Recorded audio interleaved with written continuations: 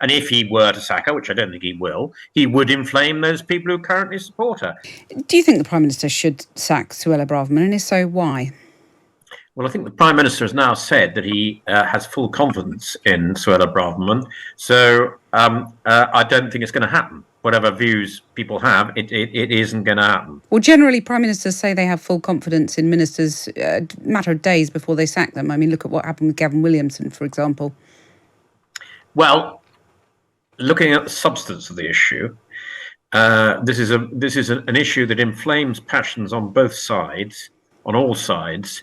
And I think what Suella did in writing that article was she wasn't dialing down the situation. She was raising the whole profile of the situation. And you've just had a very sensible police officer on your programme outlining how very difficult it is to police these marches. They have a difficult job to do.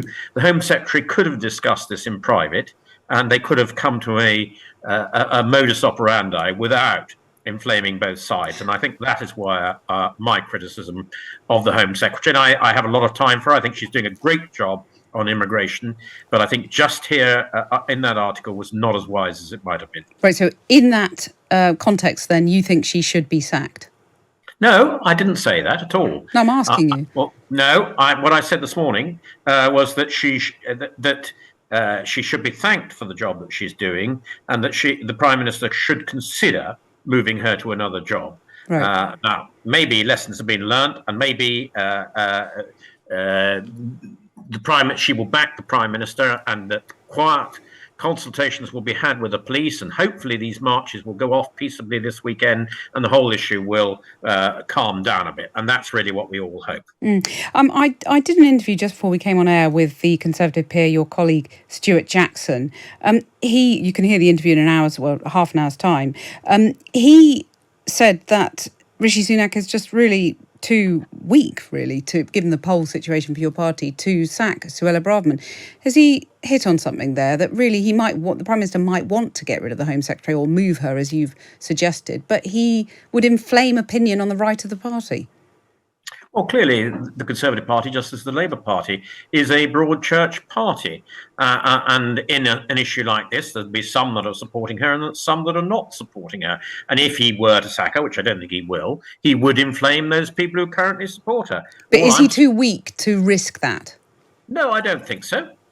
He's got a big majority in the Commons.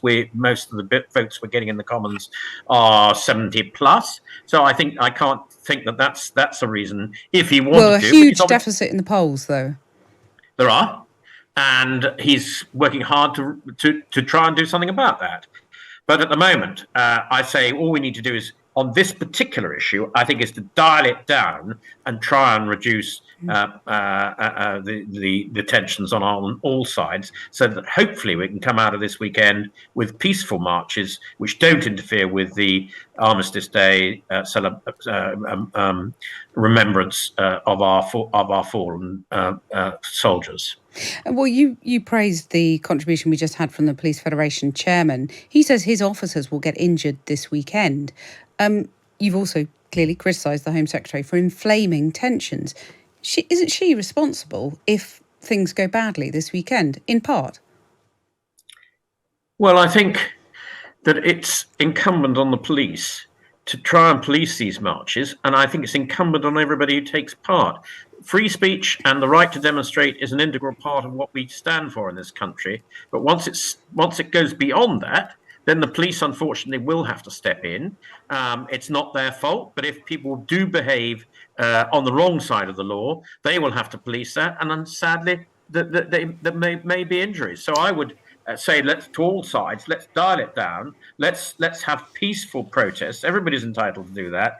And hopefully at the end of the weekend, we will emerge from all of that in a better state than we are at the moment. But by inflaming public opinion, as you've put it, hasn't the Home Secretary put police officers and indeed the public at greater risk? Well, as I say, I think it would have been better if she'd discussed these matters in private. But can you answer that question? Not dialed it up.